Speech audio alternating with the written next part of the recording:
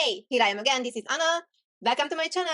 And today we're going to speak about calories. We're going to speak about the relationship between calories and food. And we're going to speak about a relationship between calories and calories. What am I mean by that? Look at my presentation. Our question today, this or that.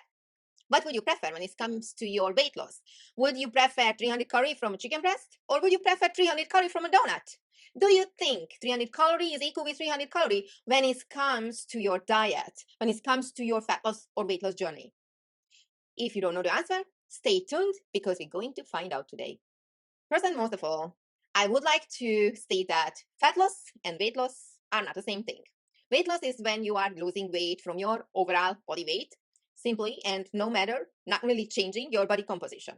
When we're talking about fat loss, now there is two ways to achieve fat loss. One is when you reducing your body fat percentage itself, you losing fat, and another way when you are increasing your lean body mass while your body fat percentage remaining approximately the same.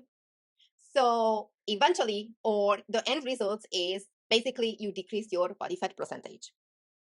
Now, you to understand our today topic explanation, we have to go a little bit more deep into different kinds of biological processes which are continuously ongoing in a daily basis. So what we're going to review is our energy workflow in our body. Let's see the next three. First, you take a look in the left side so you can see your breakfast, lunch, dinner, beverages. Basically, everything you are consuming during an entire day gives you your total daily energy intake. Now, if you take a look in the left side, you're going to see your activities. All kinds of activities, no matter if we're talking about sleeping, playing or working on the computer, watching TV, lifting weights, are energy expenditures. Even simple activities or simple things like just being in a life is an energy consuming activity. So these two sides always has to be in balance if you're willing to maintain your body weight. If any reason you break this balance, then logical consequences you're going to lose or gain weight, depending on which side of a scale and what percentage the changes occurred. So now you're understanding the energy flow in our body. So probably you have a feeling it is really important you to know how much is your calorie intake and your calorie expenditure. When it comes to food tracking or activity tracking, we are facing with inaccuracy issue, and we're gonna discuss it right now. Let's start with the least or the smallest issue when it comes to whole food. When you're talking about whole food, let's say your diet comes from 80-90% from whole food, you still have inaccuracy issue in a certain degree. Now, why is that? Because no two eggs, no two apples or bananas, vegetables or whatsoever are a same exact size, and they are not providing a same exact macronutrients. Why? Because the way they are produced or cultivated, and if we're talking about natural production, they are not growing exact as the same size. You deal with a small percentage of inaccuracy issue. Now the next, a little bit bigger problem is when we're talking about packaged food, pre-packed food, and canned food. Think, hey yo, but packaged food, they are exact measured in a factory, right? But it's not the case though, because packaged food and canned food labels are off often 15 to 20%. And by the way, it's completely lawful because regulated and allowed by the FDA itself. The next calorie measuring problem comes the fact we like to eat out, or we often go to eat out because we have celebrations, we have family and friend activities and programs, and yes, we're going to eat out. Now once we're going to eat out, the food and the calorie consumption is really just a guesswork, because no two place has the same recipe or make the same recipe at the same way. The food preparation and the food sources widely differ from place to place. And top of everything, these restaurants and any kind of food providers are really know the science and they using it. They know people can be highly addicted to food or drinking beverages, and they using the science to make us spend more in their places.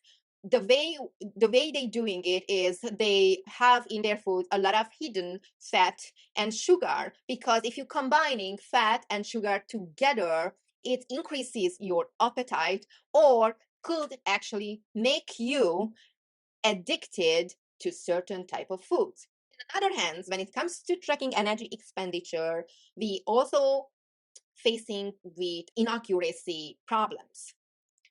When we are trying to track our activities with different kinds of fitness equipments, it is really unuseful because these fitness devices highly inaccurate.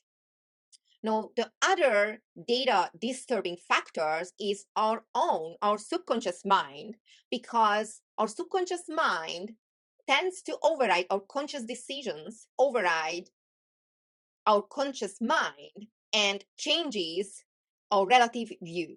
What do I mean by that? Several research out there and shows when we are estimating our calorie intake, we tend to underestimate. And when we are estimating our energy expenditure, we tend to overestimate. It's not happening because of my first example, what I mentioned before, but also because our body natural defense system. No, you are understanding the basics of energy workflow, the energy tracking issues, and we are really far from the topic, the original topic right now, but it was necessary for you to understand the further explanation when it comes to our original topic, which was if it's 300 calorie chicken breast is equal with 300 calorie donut.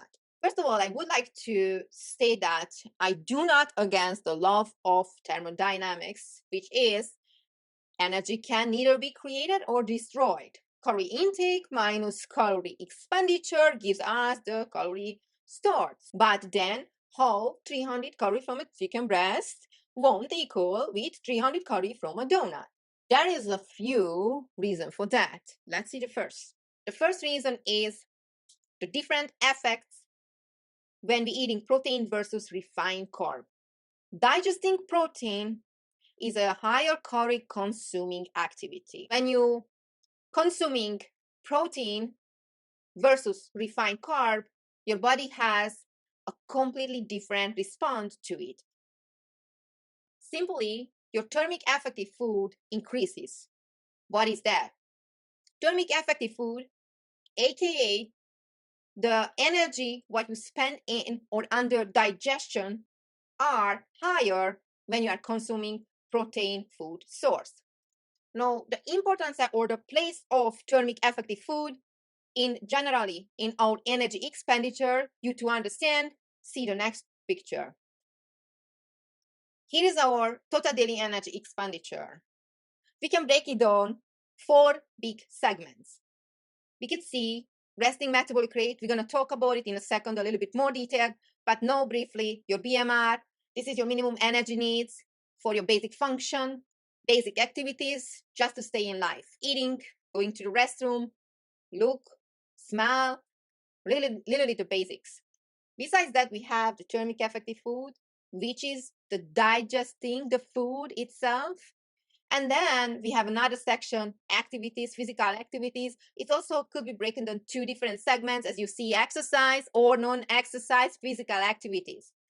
So you see clearly the place of the thermic effective food here is part of our total daily energy expenditure. And if you are increasing the thermic effective food, basically you're increasing your total daily energy expenditure. Now, translate that to our example. When you're consuming the chicken breast 300 calorie, then this 300 calorie, by the time you're digesting, it became less than 300 calorie, because just for the digestion for that particular food source, our body use up a certain amount of energy. No, I cannot tell you the exact amount, maybe 20, 30, 40 calorie. I'm not sure about that, but to imagine that from 300 calorie is became basically, for example, 260 calorie. because of the process of the digestion. This is one of the reasons, and this what I would call it is a direct reason. It is directly reducing the content, calorie content of that specific food. Now I separate two indirect reasons what I would like to talk about as well. So let's talk about that two indirect reasons what I mentioned. See again our total daily energy expenditure. Remember, exercise like cardio activity, non-exercise physical activity like your steps. Would say going to shopping, running errands, doing house chores, thermic affected food increases by protein and fiber consumption. So actually, when you are eating high fiber food, when you are eating high protein food, those are really calorie consuming, really energetic activities, increases your thermic effective food. Now here we are, and now where we got to the important section, the indirect effects when you are eating protein. Resting metabolic rate also increases. Two different ways. So when we're talking about muscle and gaining muscle, we're talking about training, resistance training specifically. If you give an adequate amount of inputs to your body to gain muscle, and you give a material to gain muscle, you give amino acids, building blocks, you give that protein, your body going to build muscle. Now, this process itself, the muscle building process, also calorie consuming activities. So we have one indirect, right? Other indirect reason why you burn more calorie when you are eating protein is well known for the body to maintain the muscle mass is an energy consuming activity as well. So you have in your overall body composition a certain amount of muscle mass, and to maintain that is a big portion of your resting metabolic rate.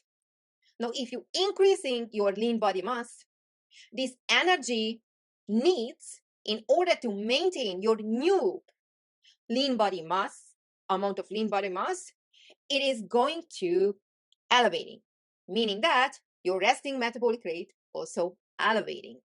So that is three reasons we just now discussed why you burning directly and indirectly as well more calorie when you are consuming protein versus refined carb. I can bring up other reasons which are affect our body completely different way when we're talking about eating protein versus refined carb. Your body has a completely different insulin response when you consume these two. So what's happening here? Now, when we are talking about insulin, I think it's very, very important to state that insulin is not a bad guy. Insulin is a very important hormone. And again, all over on the internet, I'm seeing demonized insulin and demonized carbohydrates because people being misleaded or they receive just partial information about insulin and carbohydrates. And here today, we want to make sure you are understanding the importance, the benefits of insulin, the advantages of insulin, and also you understand the disadvantages of insulin and how it is can cause for you diseases or different kinds of issues when it comes to your diet. So let's start with the good part. Let's start with an advantages. Insulin is a very important hormone made by your pancreas, and it helps regulate your blood sugar level.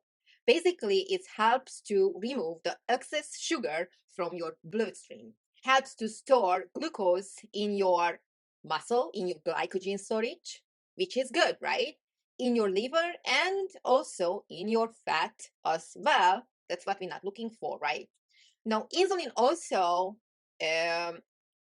helpful when it comes to the metabolism of carbohydrates, fat, or protein. We well known elevated insulin levels can help for your body to absorb in a more efficient way amino acids, which are the muscle building blocks. So insulin actually helping you to build muscle. Now, these are the advantages. These are positive. These are why you need insulin. Now, let's talk about a little bit in a bad part, right? When it comes to insulin and carbohydrates, insulin is highly responsive to sugar, to carbohydrates, and depend of the type of carbohydrates, you got different level of insulin response. And of course, it responds to protein and fat in another level, another degree. Let's see the disadvantage of insulin function. The most disadvantage what we got is comes from the insulin spike, which is happens by consuming refined carb in a higher amount and in a regular or daily basis. So first of all, if you have these insulin spikes ups and downs, because the spike is high and the drop is high, you're getting more frequently hungry, which is going to against or sabotage your diet itself. Just the fact you are hungry often, you're dealing mentally with hungerness, right? On the other hand, an inadequately high carbohydrate consumption in a daily basis is going to lead you to a state which is called insulin resistance. Now, insulin resistance comes, first of all, not necessarily reversible and comes with very serious diseases like diabetes, kidney failure, blindness, and so forth. The list is too long to mention all of them here, but these are very, very serious diseases. Now, these insulin spikes also support, of course, other circumstances have to apply as well. So you have to consume more calorie than you're burning. But this insulin spike, insulin elevation, it always supports the fat storing process, because insulin I like to call as a building hormone. So let's go and see a little bit more details. What am I talking about? Take a look in the picture. We say insulin response to protein, fat, and carb. And you could see with red, I lined up the spike, what I was explaining for you just before. The highest spike you get when you are consuming carbohydrates. Here is a section when people demonizing insulin and demonizing carbohydrate, because insulin is a body primary fat building hormone. Now, I put it a fat in brackets, and there's a reason for that, because when insulin presents, your body is building not just fat, your body building protein as well, your body repairing, your body recovering, your body in a building state called anabolic state. That state is highly beneficial right after exercise, for example, right after resistance training. We have to go this state, we have to go this building state. It's either or. Your body either anabolic or either catabolic state. When your body is breaking down, that is a catabolic state. When you are basically exercise, that state when you are fasting, that state when your body breaking down different kinds of cells. Now, insulin presence, meaning building, meaning that yes, we can build fat if all other circumstances apply. What is that? We are consuming more calorie what we actually needed. You see that in case carbohydrates, you have a huge spike, increased protein, you have a mild, and in case fat consumption, you have a lower rate of insulin elevation. That means you can control better your insulin level, your insulin elevation, if you are eating protein rich food and you can not control very well, or you have to know when it is the most beneficial when it is comes to insulin spike, because you can take an advantage of that. You can see now how you can take an advantage from the insulin spike, and you understand that this is put you in an anabolic state, which is very, very important when we're talking about building muscle, changing body composition, increasing our lean body mass. when you are in a catabolic state when everything is about breaking down, destroying cells. No, destroying fat cells is really good. Destroying protein cells is not that good. But so when you are in a catabolic state, all of them could happen. Now, when insulin is low, the advantage of it that the fat storage are easier available. How insulin affects your fat burning process in more details. So here you can see the two section. In the left side, you see fasting, and in the right side, you can see the feeding. So when it's insulin low, as you see, your body tends to use or favor to use in a higher percentage fat storage. Of course, there is other aspects playing a role, as for example, the level of the activity what you perform. But besides that, the most important you to understand your body in a fasting state, in a state when your insulin level is really low, that time your body favor to breaking down to destroy fat tissue and other tissues as well. Now the feeding window is exactly an opposite. It happens when insulin is high. So when you eaten, your blood sugar level elevating, your insulin elevating, and you are enter to a state which calling anabolic state, what we discussed just before. And in this state, if you remember, your body is building tissues, building cells. So in this state, your body not breaking down basically anything. Insulin inhibits lipolysis.